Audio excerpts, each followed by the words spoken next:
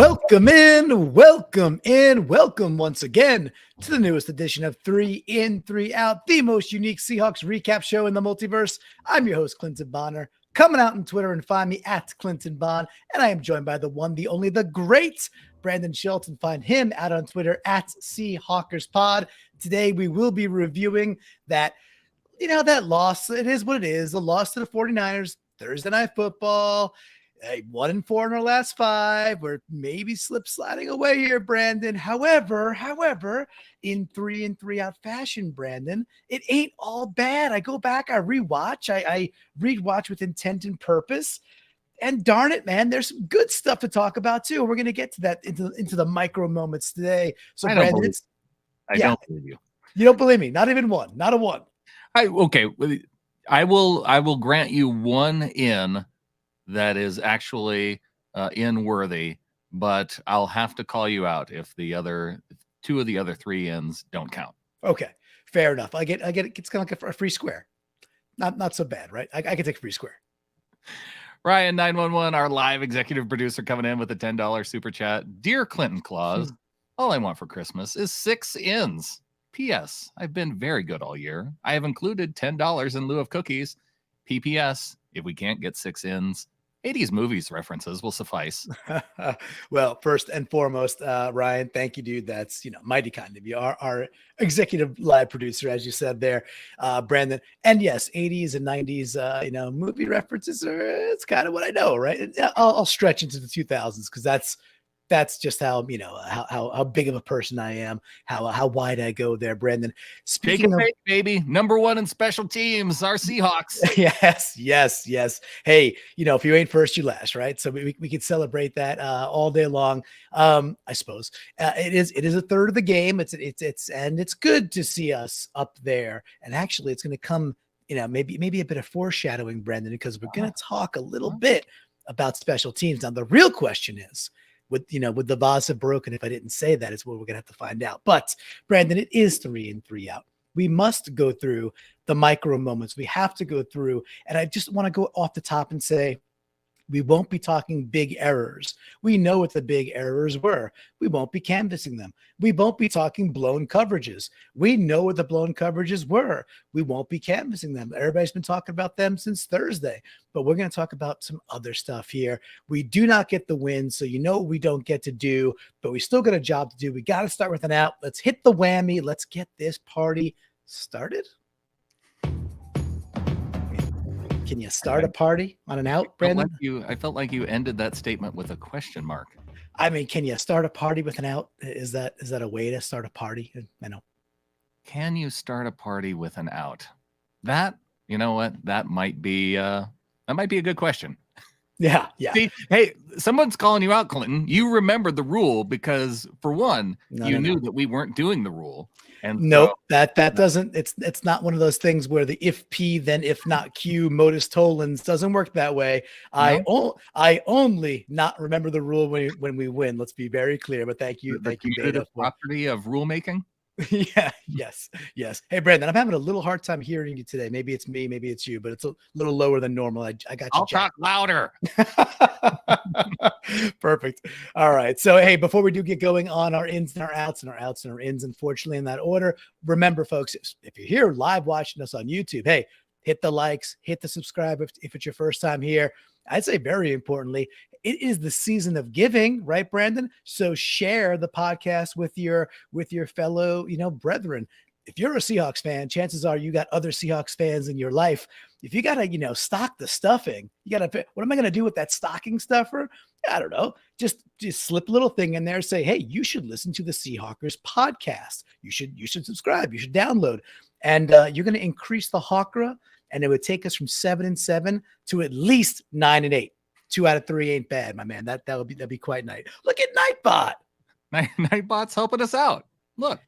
So I do have a block. If there is some redeeming qualities to Nightbot. Sometimes it kicks 49ers fans out of the chat. My favorite quality of Nightbot. Yeah. I love when the other day we were chilling and they had the 49ers trolls. We really weren't chilling, but the 49ers trolls were trying to hammer the comment thread.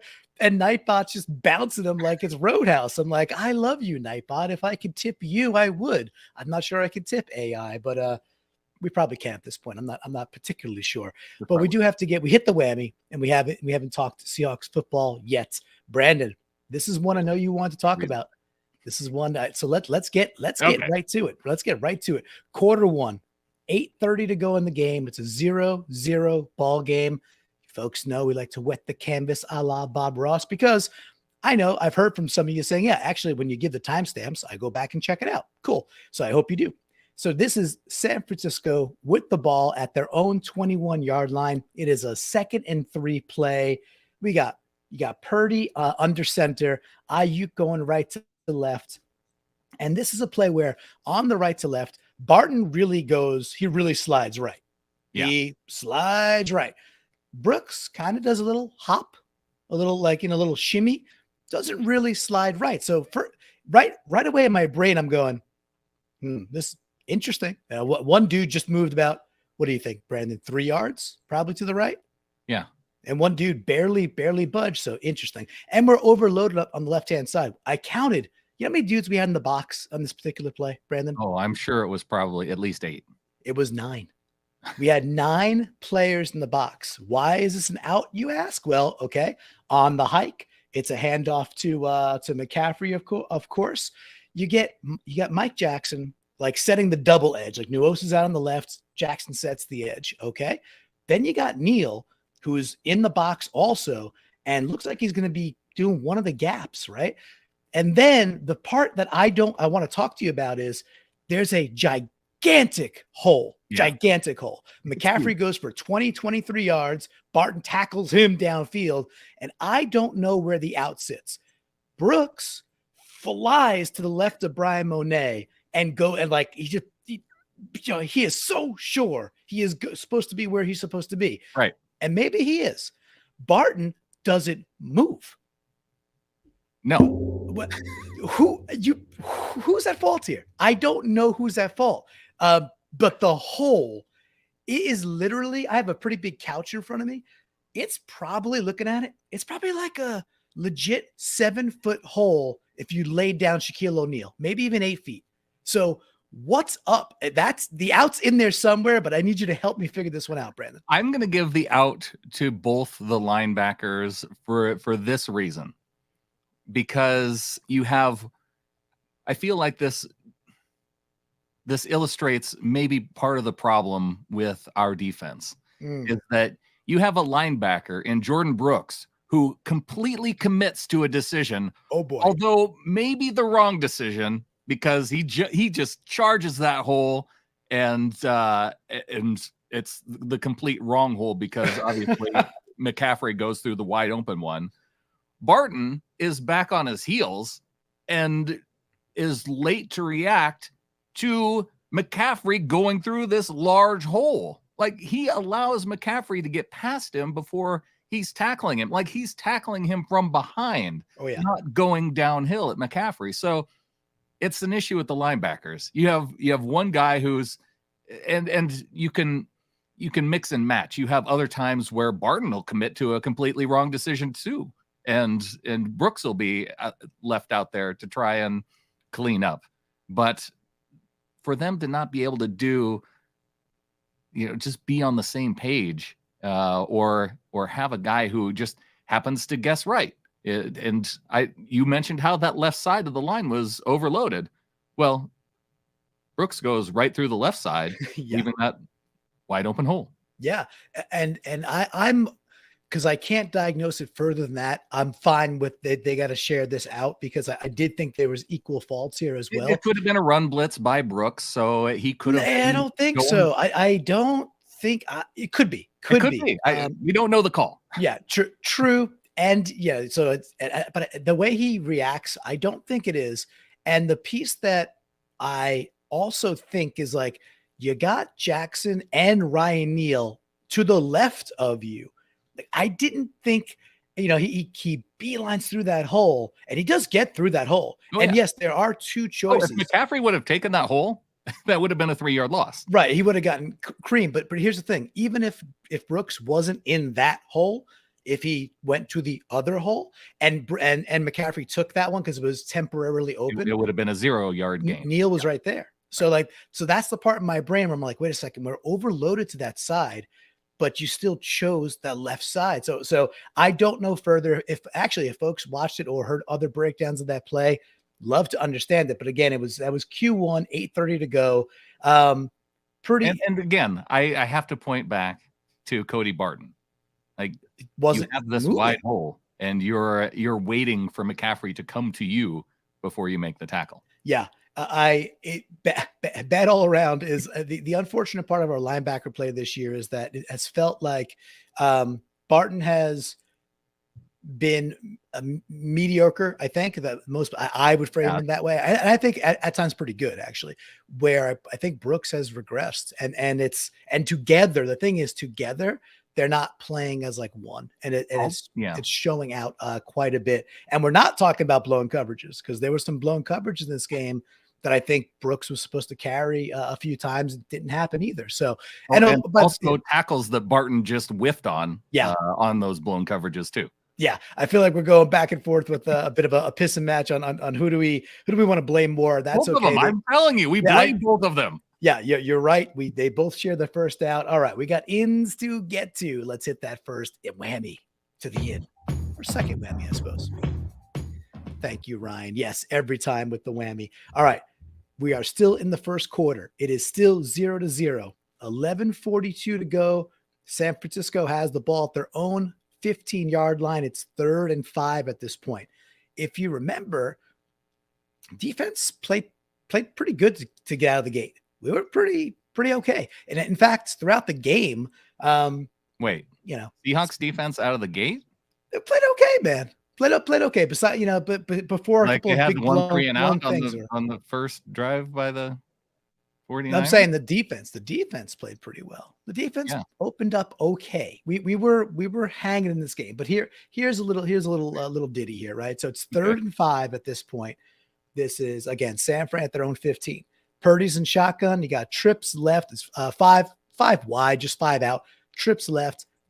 Kittle in the slot to the right, and McCaffrey wide right. So they line up, and you got Ryan Neal 7-8 yards off McCaffrey, not playing man. You're like, probably going to be get to the sticks, turn around, right as rain.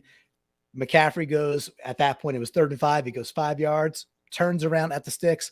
Purdy hits him. He has to come back to the ball just a smidgen. And, once again, Ryan Neal's closing speed and then open field tackling ability.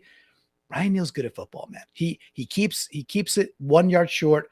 Niners got a punt. It's an early thing where we're getting the ball and have a chance to go do something. Of course, the game doesn't go quite our way, but doesn't mean the play wasn't good. Doesn't mean Ryan Neal's not doing his job. He had a great breakup. I think it was on Kittle later in the 3rd quarter, maybe even the 4th quarter too. Ryan Neal's pretty darn good at football. Want to recognize that once again. Tackling McCaffrey in the open field to keep him a half a yard short of the sticks. No easy thing there. So Ryan Neal gets a big first in for me, man. All right. I like this because, yes, when the defense was good, it was in the first quarter on that first drive by the 49ers. And you called out the right guy in this game to call out Ryan Neal, him and Nwosu. And, well, I think there's 3 guys on defense that and they may get ins and out, or they may get outs here and there. Sure. But consistently, you have Neal, Woolen, and Nwosu. I feel like we never have to really get on them. And Neal on the day, he had a pretty good day by Pro Football Focus standards. He was the top graded player on defense, even. Yeah, he was, again, he's good. He's fun to watch. He's very, what's nice about him, he truly is pretty versatile at this point, right? You want to leave him outside. You want to leave him, put him on McCaffrey, but that's a tough matchup, right? 1-to-1, go play McCaffrey and you're a safety. Okay. Come down the box, bring your hat, take on tight ends, take on pulling guards and stuff like that, and sift through it all and make tackles for losses and keep stuff around the line of scrimmage. He's pretty good at that too, man. So Neal's been in an up and down year.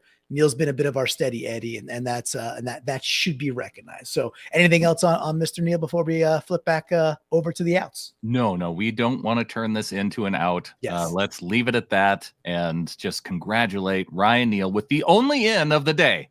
All right, perfect. 4 more outs. 4 more outs. No.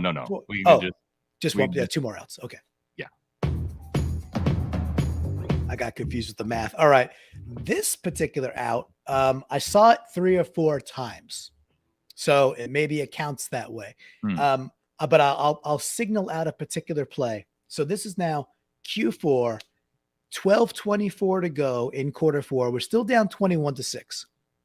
Again, remember, this is a game where we gave them 7. They literally gave them the ball at the 6-yard line. We know about the big oopsies. We give them 7. We give it right before half. And then we got 2 blown coverage plays. One was a really nice design.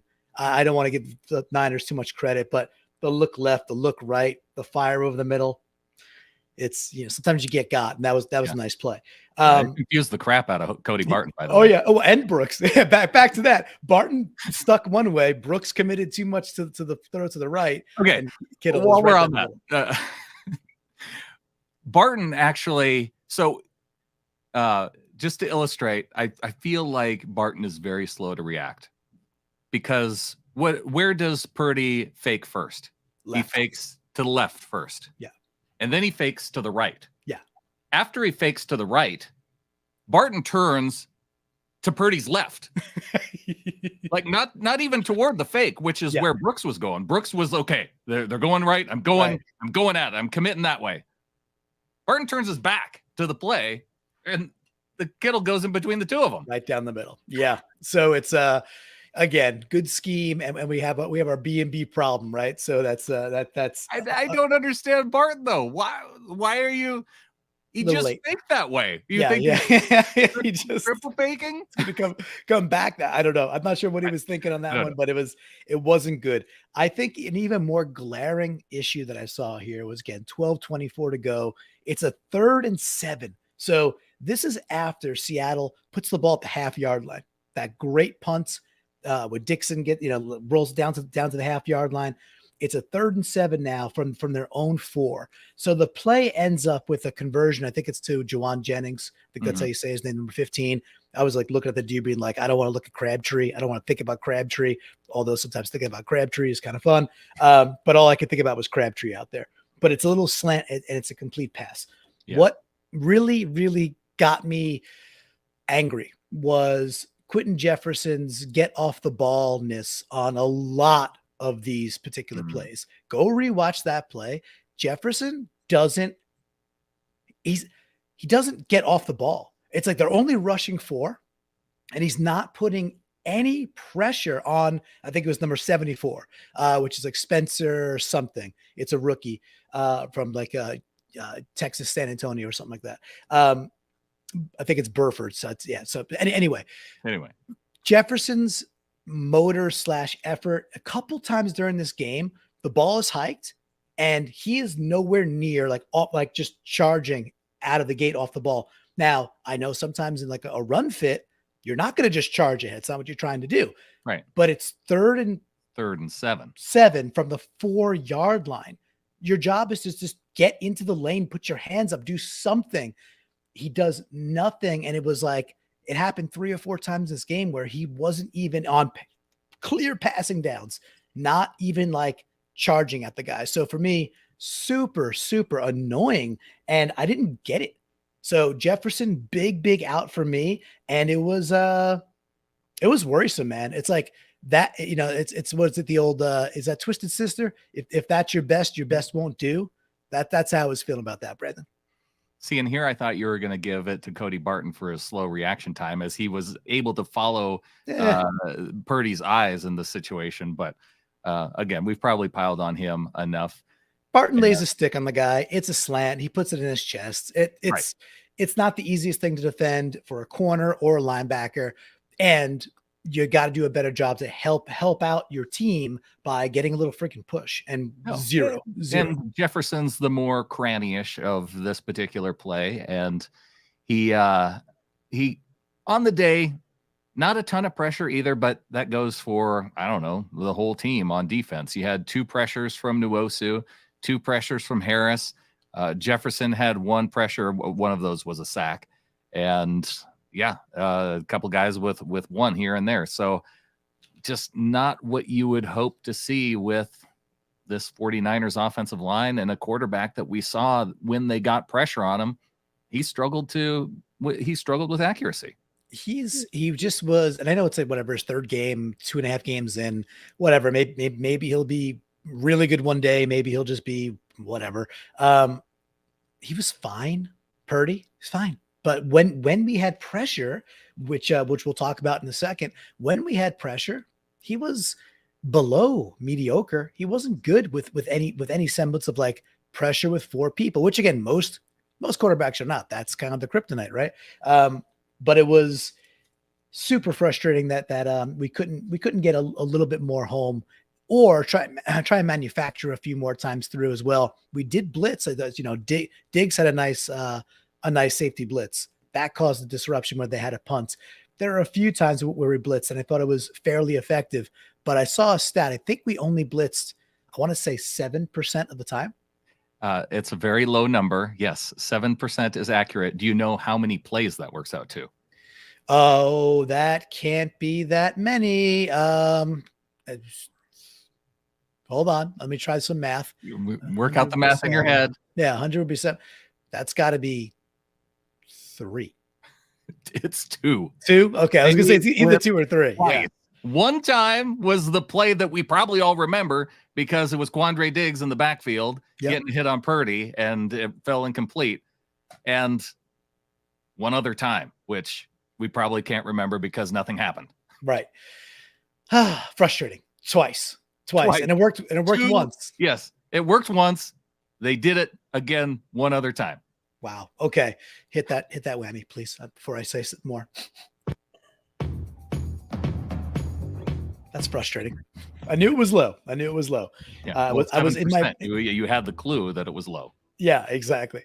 In my brain, the 7% still. It was like, okay, that's low, but 2 out of 28 dropbacks. Yeah, not great. Not great. All right. Well, better. I won't call this great either, but certainly better. This is a series of plays. By the way, this is the same series sandwiching around Quentin Jefferson getting absolutely no push. Oh. What I want to give the into and give the love to here is it's a couple of different plays, and I'll land on one in particular. However, that same exact series where the ball is stopped at the 1 yard line. There is now Shelby Harris has a nice rush in there later as well, right before they punt. Cool. And he was, when we got pressure with Shelby, pretty good. There's a different player that had a pretty good little series of stringing things together. And you're smiling because you must know we're going to friend of the podcast. Miles Adams had a good, 3-4 plays in a row there. Started with a tip pass, that first down play that they had, like at the 1, he tips that ball. A little bit later, he gets he's on a combo tackle with a tackle for a loss on McCaffrey on a 2nd and 9 at that point, which brings up 3rd and whatever. That's a nice play. He's like he's on it. You look at him and you can tell, yes, Miles Adams is a much bigger dude than you and I in real life. And when he's sitting there in the trenches, he's a little undersized compared to someone like an Al Woods or something like that. Yeah, you put him next to Al Woods or Brian Monet, and he's small. Harris. He's correct. He'll look big next to Poona Ford. Yeah, he's gonna look a little taller, but not as much as a little tuna can, little cannonball. But the play I really loved. So these are all good. He's putting these all together. So then they get that first down. So they get a new set of downs. The Niners, the next three plays through, they end up in a 3rd and 15. And this is just a couple plays later. On this particular play, the same dude that Quentin Jefferson could not get out of the gates on, number 74, that guy Spencer, that's his first name.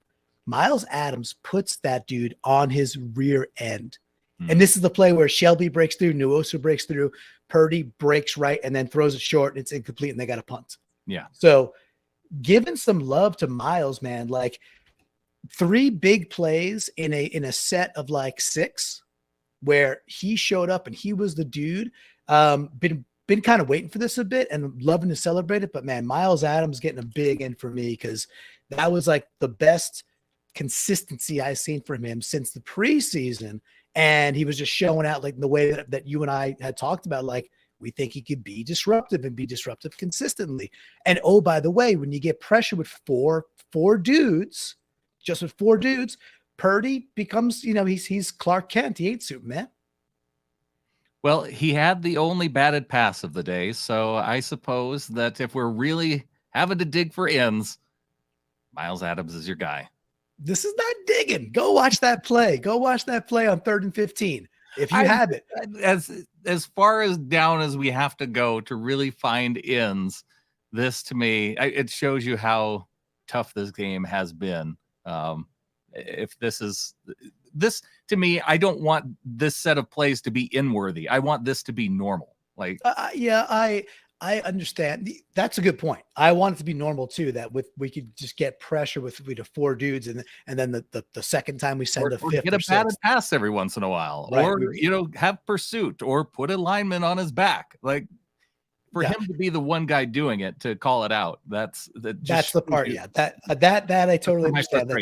That I get that. I'm trying not to turn ins to outs, but this is the last one, and so here I am. Okay, fine. I still implore you to go rewatch that 3rd and 15 and watch him put that dude Spencer Buford or something back on his fanny, and that's what causes the entire jailbreak and the whole disruption. So, yes, it's a cranny, yes, it's a micro moment. That's what we do on 3 and 3 out. But Miles Adams gets the friggin' in. He's our dude. All right, back to another out we go.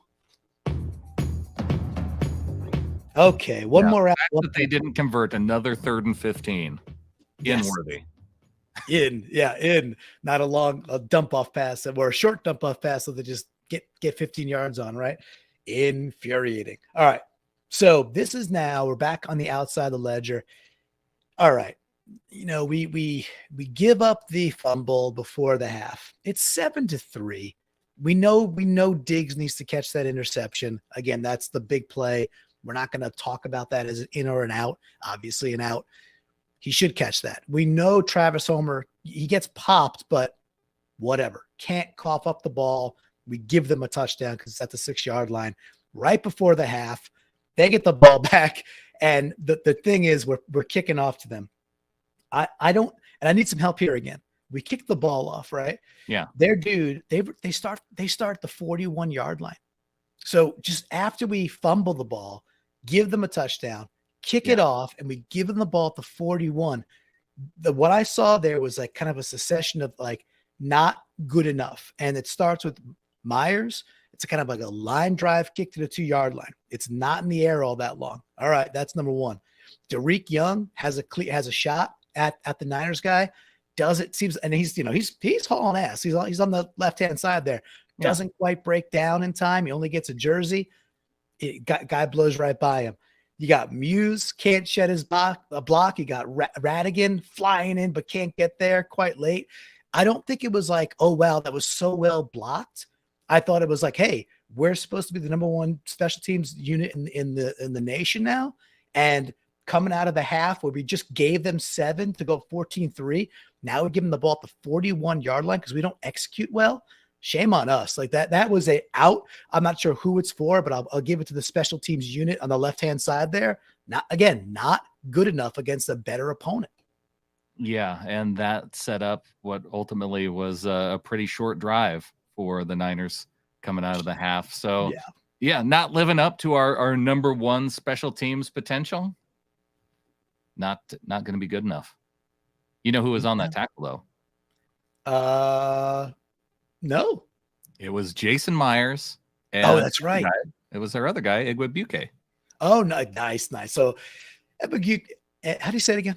Igwe Buke. Igwe Buke has been really good. He was on, and people do talk about him, I think, in From the Flock. In fact, I know they do. He was on my ledger as the game was going on as a difference maker. He's really good. He's good at his job, right? So nice to have that on that side of the game for us. But this was just it's when you're playing a better team, and the Niners are a better team this year at this point. They're better.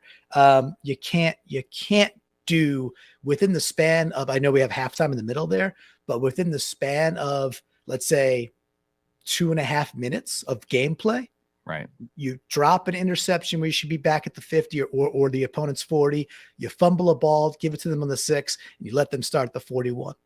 Okay, that's the game. That's it. That's the ball game. So, it's one of those things where I'm really hopeful we could I would say sneak back in. I'm hopeful we can get back into the playoffs, get the 7. And you know what? It's not like, let's go make this major run, whatever. We get one crack, let it be the 49ers again. Let it be 7 versus 2, whatever. It's if we lose, we lose, but let's go out and be like, you got to beat us a 3rd time in a row. And if we just clean up the crap in the 2 games we played against them, I'm not saying we win them both, but we have a shot. And they know that. That's my point, Brandon. They freaking know it. I would love a 3rd shot at the Niners. So yes, bring on the playoffs. Yes, exactly. Let's get to the playoffs, get the Niners in the 2 seed. Let's make it happen. All right, we got one more to get to. It's the last in. There's no silver lining with an in last. It is what it is. It can't even make it happy. Just whammy, please. Please.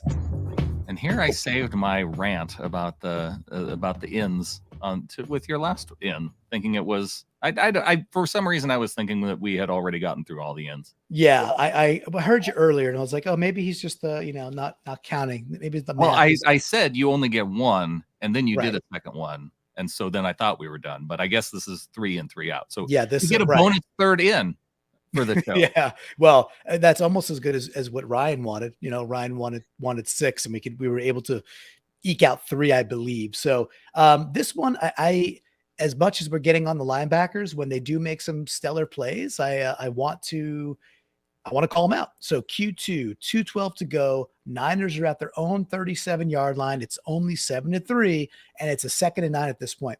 This particular play is Purdy in shotgun, McCaffrey offset to his left, and you got Ray McLeod, great name, going right to left on your screen. It's a really nicely set up screen, something the Niners can do that we don't really do too well. Nicely set up screen to McCaffrey, who's going to be in space. And lo and behold, man, Barton blows this thing up. Barton does his best KJ, right? It's really cool to watch. Again, I encourage people to go rewatch this at 2:12 the 2nd quarter. Before Purdy releases the ball, you could see the light bulb hit Brooks's brain. He goes, ooh, screen. He sprints to a spot just like before. He's like, ooh, I know what this is. Sprints to a spot, and he gets right in the way of it's number 65, who is Aaron Brooks. He's the big left guard from Notre Dame, 2nd-year guy from Notre Dame. And so he sprints right there, and he's got 65 trying to wash him out, but he does the old Top Gun, Brandon. He puts on the brakes, he slides right by, and then he meets McCaffrey right there, and Nwosu, and he gives enough time to kind of make McCaffrey just not accelerate as quick as I think he wanted to, and Nwosu comes in for the tackle too. I know it's like, well, every now and again we should be able to stop a screen, so maybe it's not like we should be able to bat a pass down, but when we do, and we do it really cleanly, it's a 2-yard loss. Well done. McCaffrey's tough, man. McCaffrey is hard. A greatly defended screen and this is, remember too, this is 2nd and 9 before the half. It goes to 3rd and 11. We then, I think, get off the field. I think the next play is the Diggs. I think the Diggs. Oh, right. Yeah. The drop Diggs. Yeah. Oh, no. This is the next play is, I think, Diggs with the blitz, I think. Oh, when then they have to punt. And again, we got the ball back in the second, at late Q2. It's only 7-3, and we're marching. This was definitely the drop. Oh, you're right. It is. Oh, you were correct. Sorry, dude. Yeah, 100% correct. My bad.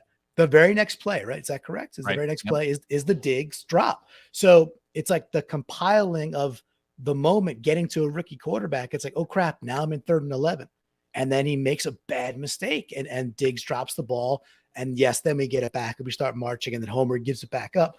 But it's just that it's those 2.5 minutes of gameplay that changed this game, and a lot closer than I think meets the eye. And I want that 3rd chance with these Niners, Brandon. I want it bad. Yeah, I don't like how I felt like you kind of took the in to an out. And also, I don't like why are you trying to make me learn all of the 49ers offensive linemen's names? Can I you just just call them by the number? And like, I don't need that extra information in my you brain. don't want to know that he's from Notre Dame, second year guy. You don't want to know. I don't care at all. I'm just trying to increase the knowledge share out there that it's like these are dudes. So next time you see, number 75, be like, oh yeah, Yeah, I but kind of see, if have you tell me recollect. that, then the fact that Miles Adams went to Rice is going to go out of my brain, and Well, you I got to I, keep I that. feel like I need that information. Okay, and now I understand. It's just it's a zero sum game in there. So if I'm throwing these knowledge crannies in there, then Yeah. something else that a nook I, is I going may out the not other be able window. to pronounce Igwebuike's name anymore Well, if I know who the Spencer's last name is. yeah, you're good at that. I still struggle at retaining that. I was going to call him Godwin, number 38. He's pretty darn good. I'm very, very excited about him. So those were the ins and the outs, though, Brendan. Anything else that tickled you from this game? It's been a couple days, right? Yeah. Typically, we do this the day after. It's just that it was a Thursday game, and the weekend's We upon needed us. the time. It was too painful to have to go back and relive it right after. Yeah, a I little more no, enjoyable. I'm thankful for the amount of time that we took to wait until tonight to really revisit this because yeah, going back and watching it, it was a lot. I don't know. It was less painful a few days later. I'm disappointed that we allowed the 49ers to get the division win on our turf again. Mhm. And the only thing that's going to make me feel better now is a playoff win over them. And that's going to be very difficult to, one, achieve because you have to get into the playoffs. And two, you have to beat a team that's beaten you relatively soundly twice. Oh yeah. You have to play perfectly in that third matchup. Yeah, but I still want it. I still believe that we could take them in that third matchup. By the way, like the week, as it were, that was pretty crappy for us, right? Besides the fact that we lost, then you get last night. The Commanders can't take care of business there. The Giants get the win. I think that's I bad for don't know us. if that matters. I think. Well, I mean, we have a tiebreaker with the Giants, right? So now the We Giants have a half basically. game. Unless we tie one of our final three games, that it's not going to come into play. We have to finish with the same record for that to work out. Okay. All right. Fine. Now, the Fine. one that really hurt was the Jets' loss to the Yeah. Lions Oh, because now the gotcha. Lions are, tied with the Seahawks going down the stretch, and the Lions have 3 winnable games to Yeah, they close do. out the season. And it's not a guarantee that the Lions are going to win these next 3 games, but the Jets, they had that game. They had the lead, and they give up a 4th down screen that goes 50 some yards. And the Jets defense is good. I expect better from them than that. It wasn't Cody Barton in pursuit No, it was of that Mosley, I dream believe, pass. right? Yeah, Mosley's a high paid guy. Yeah. That was frustrating, and at least it wasn't. At least it wasn't the Patriots game. At least we're not Patriots fans, so that's good. The Yep, and Cardinals, despite us, let yeah, the Broncos win. yeah. It turns out Trace McSorley is real, and we wish he wasn't, right? So no offense to your being and your He's soul not there, real Trace. anymore. He Yeah, only appeared for that short amount of time when yeah, in need of when Colt McCoy went down, and now he yeah, doesn't exist anymore. yeah. No good there. He's like So the it elf was on the shelf for the Cardinals. exactly put him back in the box. We'll hopefully never see him again. So it was a pretty rotten weekend for our Hawks and our chances.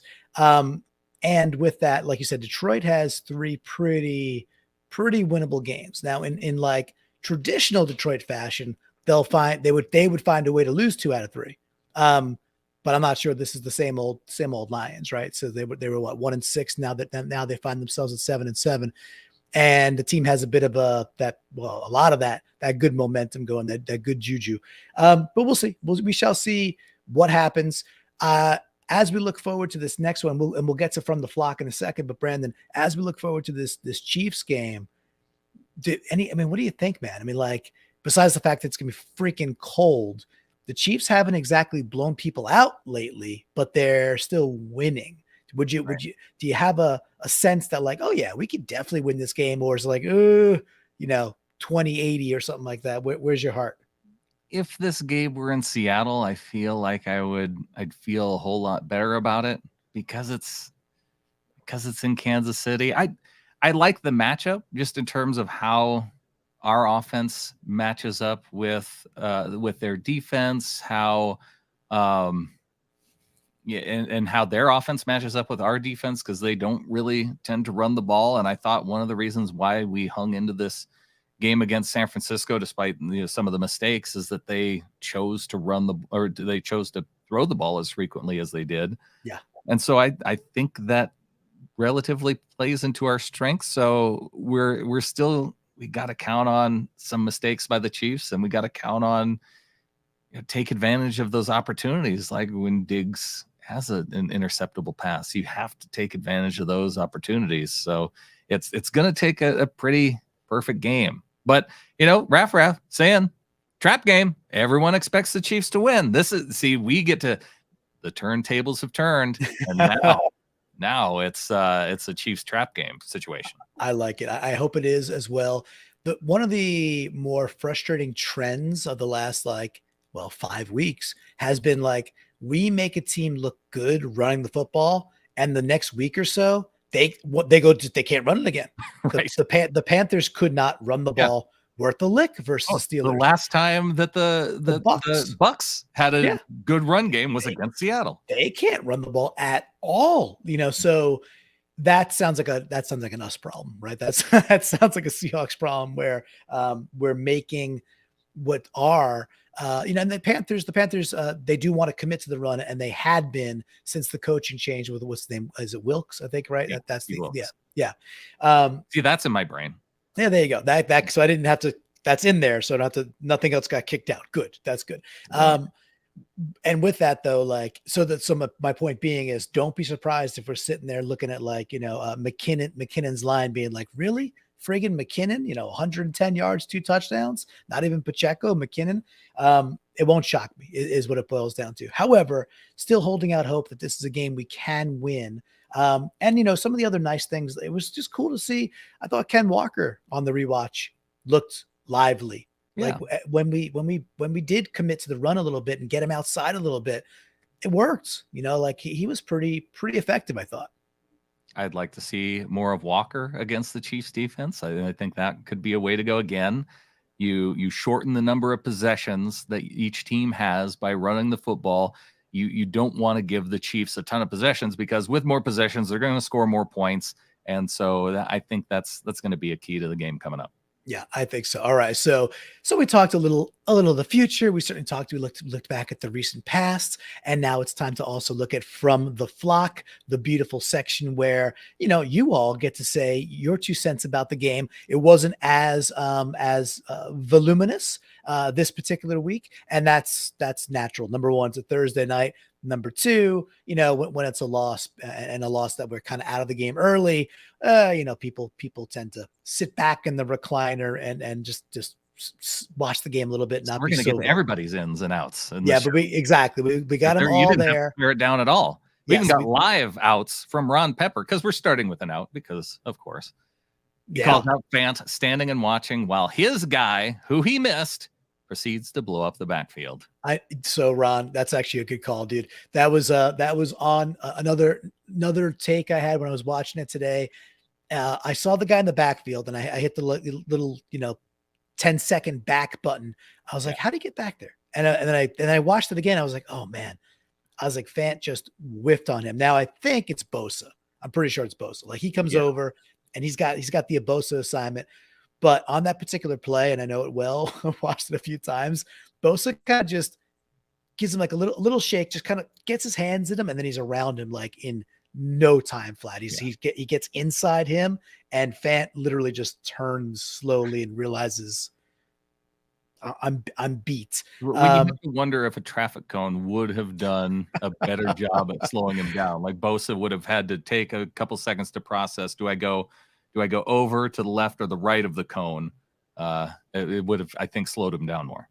Well, I do have a question. How many tight ends do we have on the active roster typically? Well, at least 3. At least 3. Of those 3, what's the one that maybe we shouldn't put in, one-on-one situation with Bosa? Fant would probably be that one. Probably, right? I mean, there's a clear one who'd be like, okay, that's the dude who should we should, and that's Uh-huh. Uncle Will. Right. Then the other two might be, in a celebrity death match to see 2A, who 2B could be a. situation, but I feel like from what we've seen from Fant, I'd feel better about Colby. Yeah. At this point. Well, one thing that doesn't come up from the flock either was Adam brought this up in the Discord during the game. He was like, "Dude, where are the slants? Like, dude, where are the slants?" And lo and behold, when we use the middle of the field with Metcalf, that's when we move the ball. That's when we actually had a couple, even if it was just a field goal. The Niners are freaking tough. Or again, the end of the half or the touchdown drive we ended up getting. Yeah. It was a lot of it was DK and then the middle of the field stuff. Lo and behold, opened up more the outs. It was like we had to get that first. It was like DK had to establish I can make some noise and some tough stuff over Ward right in the guts, and then it loosened things up just a smidgen on the outs, and they opened up, and it was like, okay, we found something here. It just wasn't enough. It wasn't consistent enough, but I thought Adam did a nice job of like calling for that. And once we had it, it actually started the flywheel a little bit. So it is what it is. But nice job by Ron Pepper kicking us off with a live one. All right, Brandon, you want to take the first from the sheet today? All right. Starting off with Car with the in. Jason Myers is freaking money. Yeah, he's been good, man. So he's right now I think he's leading the Pro Bowl voting, which counts for one third of the votes is the way they do it. 1/3 of the who gets in. We called this being his good year. Yeah, it's the even year. Is it the even year or the odd year? It's the odd year. What year is this? This is year 4 because he was not. But it's still 2022, right? Oh, I thought it was like his even years. No, or his odd years. Maybe it is his odd years. Maybe they match up opposite. But I'm counting this year, 2022, as an even year. Okay, I got you. So you're just going with the I think that would be the Gregorian calendar counts of the even year. Got it. I'm usually on the the Julius Caesar calendar, so I'm a little bit off. So you want me to take this next in too? Sure. You recover and think about what you're doing, because I'm gonna need a little time to recapture because I'm all 6s and 7s right now. Yeah. KC Hawk says in lots of second team guys called today. Hart, Young, Adams, Muse, Collier, Radigan. I mean, I'd rather not hear their names, but at least they weren't called out for bad things. I like it. Collier did have a real nice play down the line. That was a stuff on McCaffrey. It was a good play. Muse, I mean, like, hey, when Brooks went out with the neck thing, Muse seemed okay. He looked pretty good, right? So Radigan can do back there as the middle linebackers. Yeah, it's maybe a bit more harmonious. Maybe we would see that, but Muse looked pretty good. So it was cool. It was cool to see. I agree. So nice job, KC Hawk. Arm ready. So we got Jean Bow. She put a little picture up. It was fantastic. She says, in these fans for bringing the classic Sherman quote and getting it on TV. They are better at life than Skip Bayless. And of course, it is a sign that says, I'm better at life than you, with Richard Sherman, which of course, fans of the Seahawks podcast, we know near and dear why that matters to all of us. Yes, we know that quote well. And it being Thursday night football with Sherman on the sidelines, always fun to call out that moment. Absolutely. We got Hawk Van Dyke with the outs. Now, normally he's in the closer spot. So I changed it up. We're 1-4 in our last 5. If you keep doing the same things and expect different results, you know what they call that. All right. Well, Mariano Rivera is coming in the 8th inning. Sometimes for this, I mean, sometimes you do it. Sometimes it works out. Sometimes it doesn't. Correct. We got Hawk Van Dyke with the out, boring, uninspired out. Winning so much early in the season and damaging our own draft position. Out, F the whiners. Yeah, I could get behind at least the third one, always. Boring and uninspired to an extent. I thought the Niners are tough. The Niners now, do this. Now, keep in mind, this was before the Cardinals-Broncos game. And so if you call this Niners-Seahawks game boring, you got... You learned what boring and uninspired really looked like. Yeah, that was truly tragic. It was not good. All right, we're gonna go down, but we're not gonna skip anybody. We're gonna go Casey Hawk. He has a different one here. He says, out. Whatever pages in the playbook contains our screen game. Woof. We'd probably be better off running the draw. Yeah, we still don't screen well. Although Ken Walker had that dump off pass, but that's That's you're down 21-6. That sets up the Fant touchdown. That was a nice play. I don't think it was actually I don't think it was a screen. I think that was just a go to the flat, turn around, and I'll hit you. Good to see one of those work, but man, oh man, do we struggle with the screen game? It's terrible. Yes. And really the defense. Although Frost says in some positive strides from the D today. And again, I argue that most of the positive strides we saw were mostly due to the play calling on the 49ers side of the ball. I didn't think that we did all that great in stopping the run. It was mostly that they just didn't commit to it the way that I thought that the Niners could have. And it wasn't until later in the game to where you started to see more of that. And around the time where they really wanted to start running clock out, I didn't see anything from the defense that gave me any kind of hope that they're going to turn it around for the rest of the season. Oh yeah, I actually have a different take, and it's basically in the line that really the defense really gave up 14 points. That's, I don't put the Travis Homer 6 on them, or at the very least should have been 17, because they that chip shot field goal should typically is made, right? So that's 17. I don't know. I thought the defense was better. I thought they actually were better, but not good enough. But that they're still pretty far away from being like consistently disruptive, and we're not there yet. So I don't know if we're going to get there Saturday, and then maybe we could turn it up against the Jets. We shall see, I suppose. All right, we got Jeremy Evergreen with the out, Diggs and Barton with the whiff on that Kittle touchdown.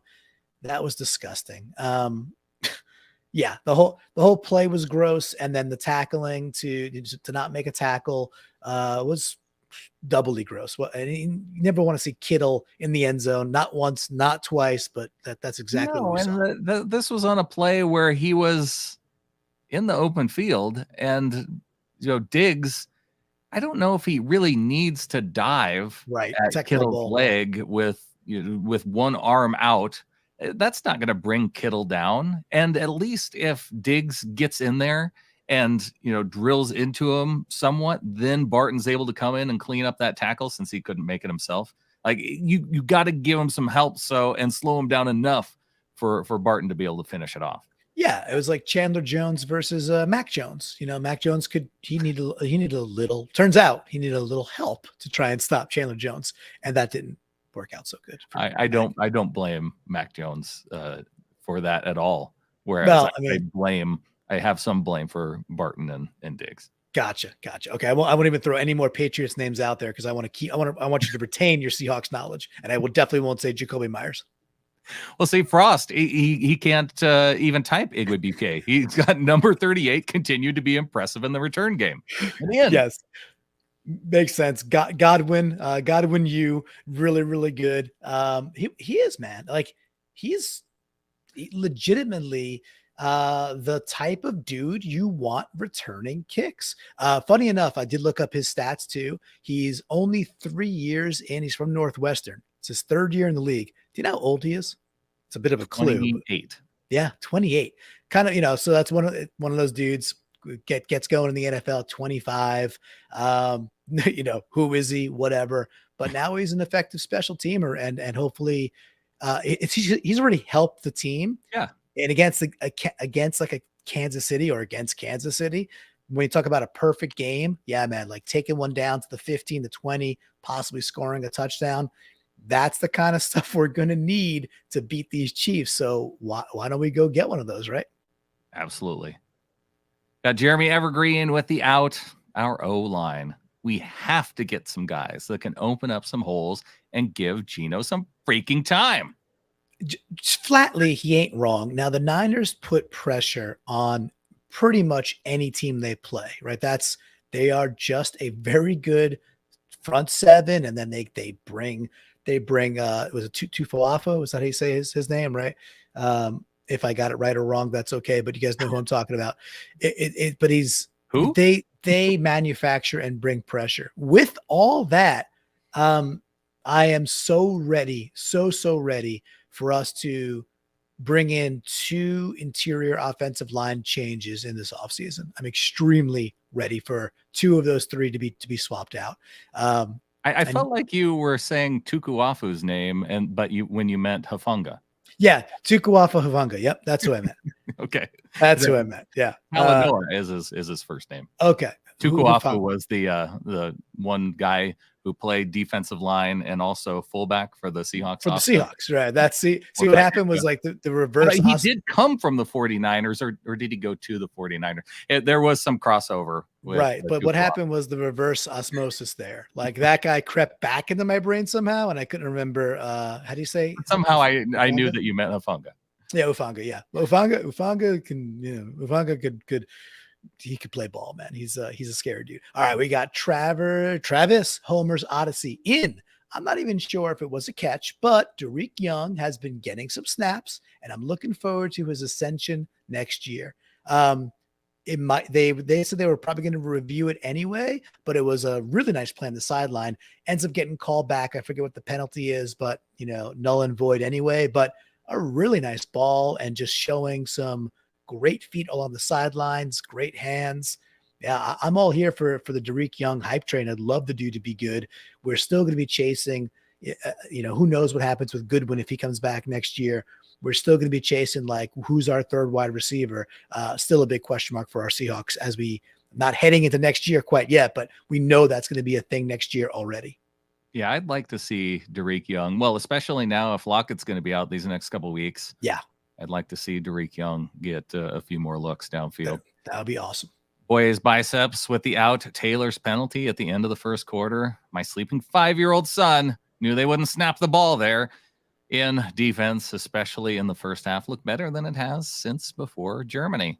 I'm not seeing what you guys are seeing with the defense. Well, we got a bunch of they punted a lot. I thought it was their play calling. I thought by not going with the run, it was just more mistakes through the play calling and Shanahan not committing to the run earlier. Yeah, I mean, could be, man. It's just that and Purdy was still really accurate. He was 9 for his first 9, right? So it wasn't like the pass game wasn't working, Brandon. It was working, and he still had a pretty high completion rate when it was all said and done. So because that's what he is, right? He's fine around the line of scrimmage. He's very, very fine throwing slants and stuff like that. And then busted ass plays to wide open tight ends. Let's go through the first half just because okay, the very first drive, and I agreed with you because you had the in-worthy play, and that led to a punt on the very first drive by the Niners. The second drive, they scored a touchdown. Yeah, well, on a busted play, but sure, it still doesn't matter. Touchdown's touchdown. I mean, I thought they ran the ball effectively on that. That had the 23-yard run by McCaffrey up the middle. Then the next one, it really stalled out because of a 10-yard holding penalty. They had 3rd and 6. They had 10-yard holding penalty, and that put them in 3rd and 16. But park in there for 1 second. Yes, it stalled out with a holding penalty, but that's because on that particular play, Taylor beats his guy and he gets dragged down from behind, right? So it's like you gotta, it's like there's a holding penalty, sure, but it was because Taylor beat his dude around the edge. So like if he doesn't, it's probably a sack in that play. So regardless, it was a legit hold. So that's still good on the defense. Okay. And then you had that penalty on Darrell Taylor. They for one, they bailed us out by punting in that situation. I agree with that. On 4th and 2. 100% agree with you. Yes, we all wanted them to punt in that situation, and happy that they did so. Yeah, they came back from commercial, and we were like, okay. like 3rd and 16, they gave up 9 yards, then the penalty on Darrell Taylor, and then 4th and 2. It was like, that's stupid, but fine, and that was cool. So they probably would have converted there. And then the next drive they get to midfield. Again, the very pass heavy set of plays on that second quarter. Their first possession in the second quarter. They only run once with McCaffrey up the middle. On first down, they get the pass to Ayuk. Then they run again, and then they go pass. 3, and then they're out. So again, I felt like if they would have run there, they probably would have continued that drive. And then on the next play, it was the drop by Diggs. So Yeah. I mean, hey, your logic ain't bad. And I get for 5 weeks now, we have not been able to stop the run a lick. So you're just saying, hey, if you just ran the ball a bit more, it would have been, lights out earlier. And I can't, I didn't play out that way. So I can't say yes or no. I could just say, I understand your logic. I get that they probably could have just hammered it more and put us out of the misery. You can only defend against the plays that called it. That's true. But I didn't see anything from the defense that would have made me think, oh yeah, if they, I mean, McCaffrey's average wasn't, no, he ended up with like 120 yards or something like that. So it's not like it's great. So I'm not sitting here, being a Pollyanna and rah-rahing for the sake of rah-rahing. I just thought that we rallied to the ball pretty well. The run fits and like the gaps for the most part, except for some of the ones we called out, was pretty good. We tackled pretty well. Yeah, sure. Sometimes it's a 7-yard run, sometimes it's a 5-yard run, but very often it was 2 yards, 3 yards, right at the line of scrimmage. Tackles in the run game, it was dragging them down from behind as opposed to meeting them in the hole and really getting the stop. So yeah, I listen. I will defer for Team Never Defer and say you ain't wrong. It's not. There's no elixir here. We didn't fix it, right? Yeah. So if that's what it boils down to from a common denominator that we could agree on, it's not fixed yet. And when McKinnon goes off for 130 yards and we're going really Jarek freaking McKinnon and we go, yep, it's going to show out that way again when the Chiefs, who don't particularly run the ball all that well, run the ball because it's going to be like 2 degrees. They're going to run the ball in 2-degree weather because it's hard to throw in 2-degree weather. So we need to be prepared for it. So hopefully we're better yet. But I want to hope with you. Yes, let's hope together. All right, why don't you take Amy's and I'll go after you. All right, designed Pete's Beach House in. A game felt closer than it looked from the score. Defense felt like it could start to pull it together. Out, it was friggin' cold. Yes, yeah. Amy at the game representing the flock. And yeah, it's partly, well, in major part, was that swing within that 2 minutes. And I thought Pete Carroll saying after the game, he felt like it should have been 7-3. Without that one swing in there, yeah, if you just take care and do what you're supposed to do, it probably is a lot closer of a football game. I love a couple things. Amy, great job. We got to meet her the week before that. She came out, or 4 days before that. She came over on the ferry and we hung out, had some pizza. So Amy, really good to meet you. Thank you for doing that. Really cool person. And happy holidays, Merry Christmas. Have an awesome time with the fam. The Pete Carroll part's kind of funny. He goes, yeah, I really thought it should have been 7-3. It's like, Pete, we had the ball at the 50. Like, you didn't think 7-6. You didn't think, hey, we're going up 10-7. It's just a funny, it's a funny way of be optimistic. Be more optimistic about your team having more points. I mean, he's friggin' Pete Optimus Prime as it is, right? Like, be optimistic. At least say, I thought it'd be 7-6. Like, geez, I thought we were going to score some points there. But shame on me. I guess Pete was quote unquote right. All right, we have Car. She brings up Lockett's hand, says out. Lockett's hand, the nail in the coffin that is melting away the last bit of playoff hopes that I had. I'm still holding out hope. And I hope that Lockett can get back for whatever, week 17, week 18, whatever it might be. If not, then heal up. He had a really, really good season. Hopefully it's not over.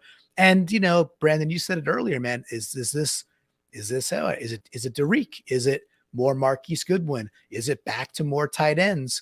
What are we going to see? It's going to be interesting. Lockett is certainly one of the straws that stirs the drink on this team. So how much of a step back do we take without him in the offense? Little TBD. Yeah, and I think from what we've seen from Goodwin is that he can play that role well. He seems to have a lot of good chemistry with Geno.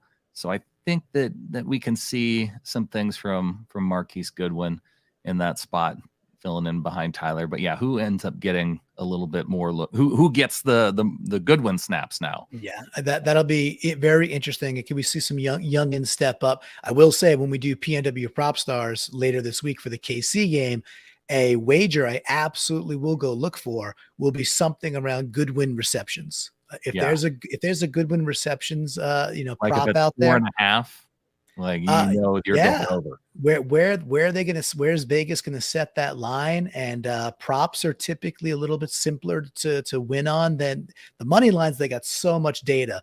They have so much data on money lines and over unders. Like they're so good at that stuff.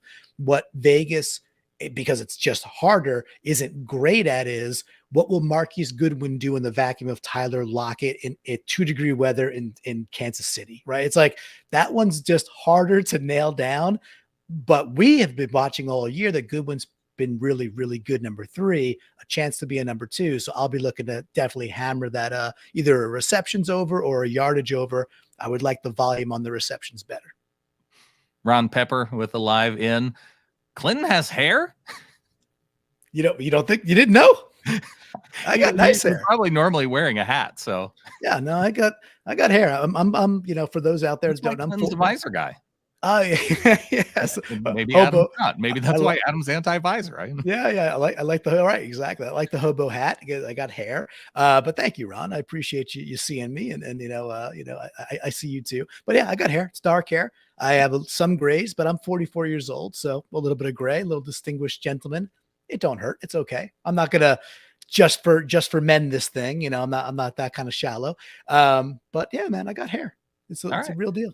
Mark Anterbus, only seen first half, but so far in. Abe Lucas' quickness to recover that Geno fumble and great hustle to tackle Ward on Homer's fumble, run back, saving touchdown. I did like the Lucas hustle.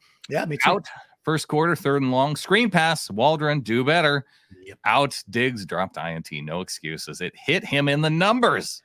It did. And we got Gecko HTR out on Twitter that also says out to Diggs, doing his best Jamal Adams impersonation on the dropped pick. Sad but true. Into the effort in keeping the game close. Go Hawks. Back to Marks real quick. Yeah, I mean, Abe did have that nice hustle down the line.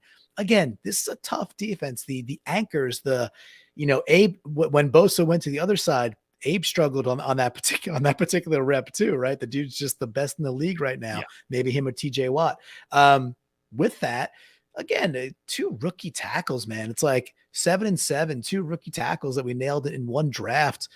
They still play pretty good. Cross getting his helmet ripped off and still putting Bosa in the dirt. Yeah, Bosa's going to get his. Guess what? He gets his against every single freaking left tackle. Every single one. He gets his. So good to see the dog come out and cross and his helmet gets ripped off. And he's still putting Bosa in the dirt. That was kind of cool.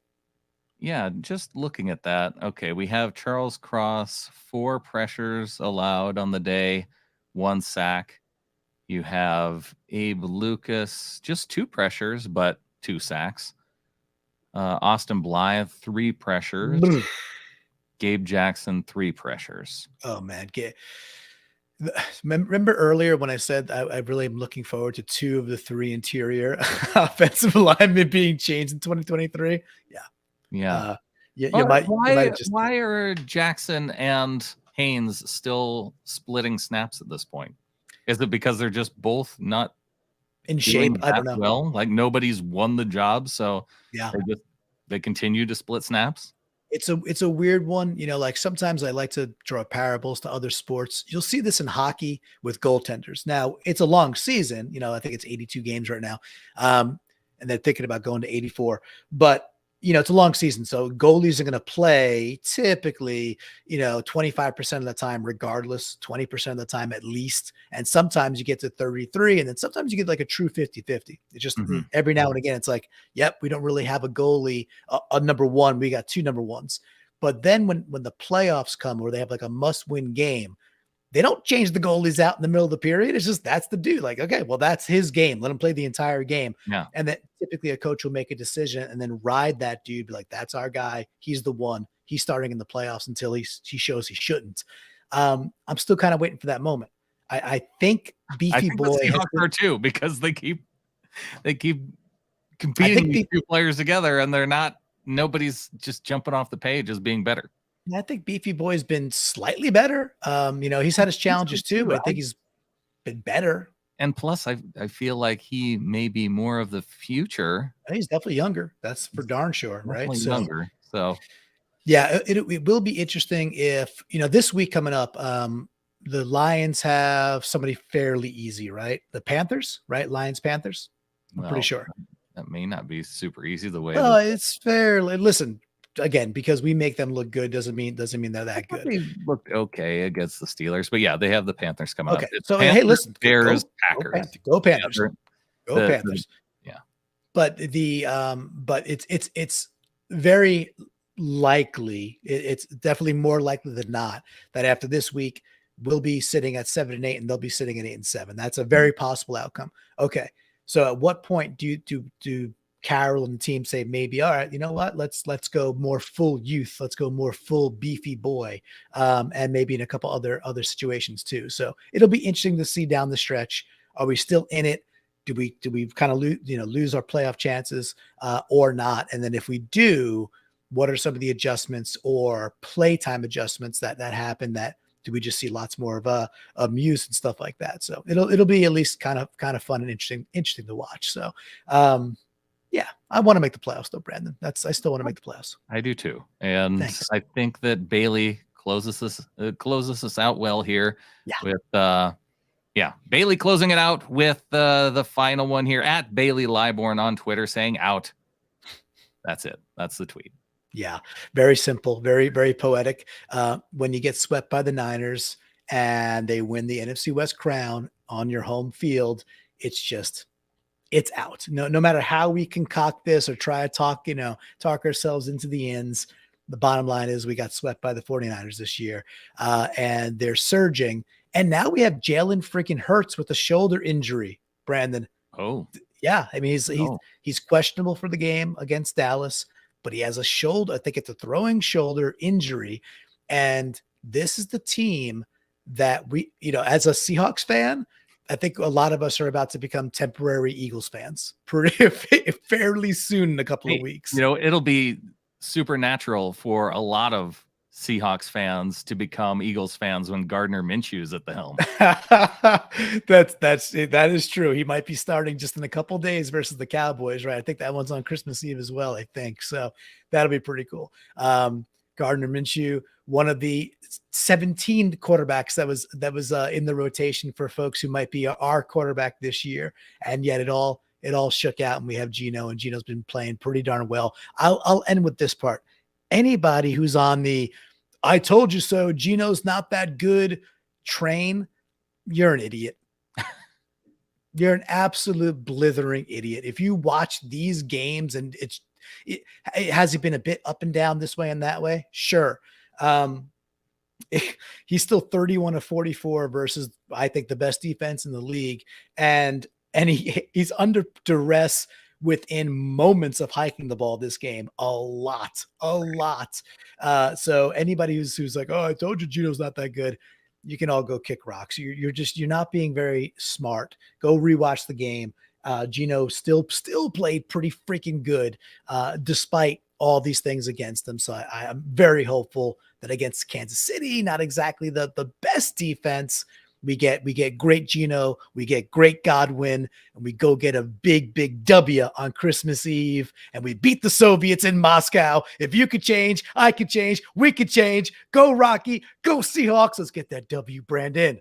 And I think with that, there's only one thing left to say. Go Hawks. Go Hawks.